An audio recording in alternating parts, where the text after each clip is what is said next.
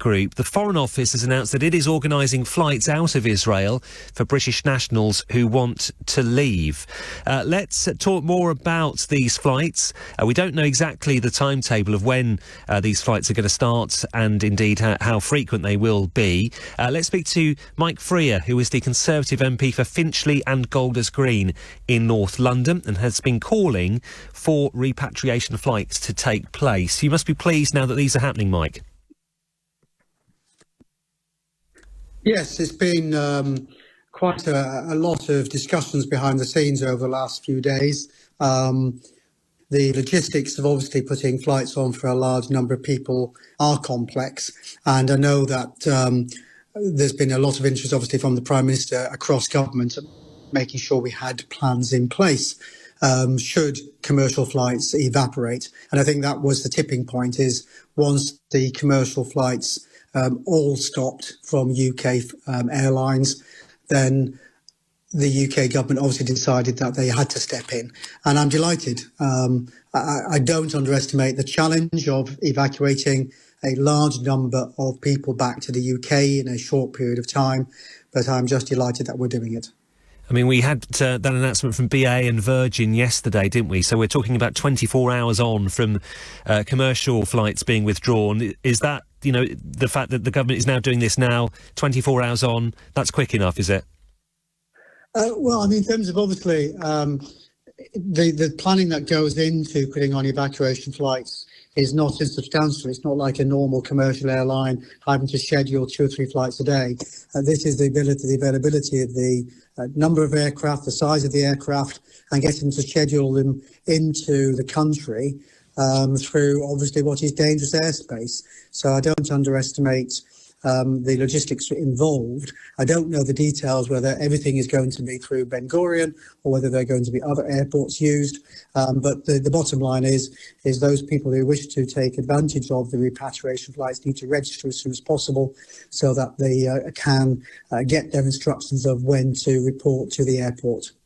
What are things like in your constituency? It does, of course, have many Jewish families living in it. Have you made contact? Have you been contacted by lots of families concerned about the events and indeed with links to what's happened?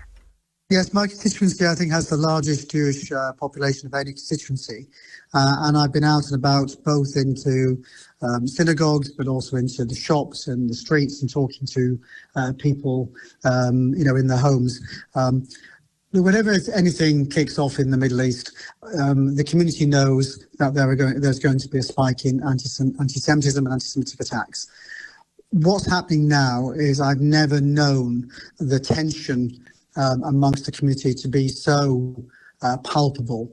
It's not just the usual graffiti, which is almost, in some ways, it's a sad thing to say, is almost kind of you get used to that kind of thing. But the level of threat, the level of rhetoric, the level of glorification of what Hamas have done to people in Israel, I've never seen before. And the level of fear amongst the community, just whether they should go to the supermarket or not, whether their kids should go to school or not, I've never known it so bad. And so I think getting people home will help reassure people, because people are obviously worried about relatives and friends who are in Israel.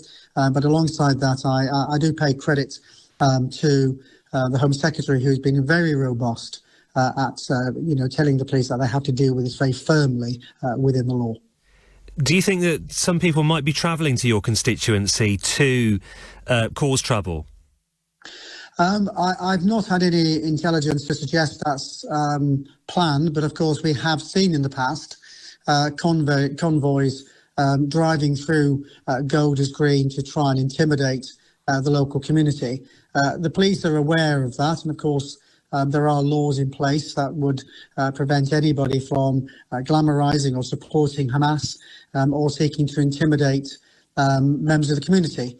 There's obviously a role for legitimate protest, and I understand that. But equally, trying to intimidate the local Jewish community is simply not acceptable. And the police are aware, and I would expect them to do everything they can to ensure that convoys did not intimidate the local community as they did last time. Mike Freer, Conservative MP for Finchley and Golders Green in North London, thank you very much for joining us and giving us the picture of what it is like on the ground in your constituency.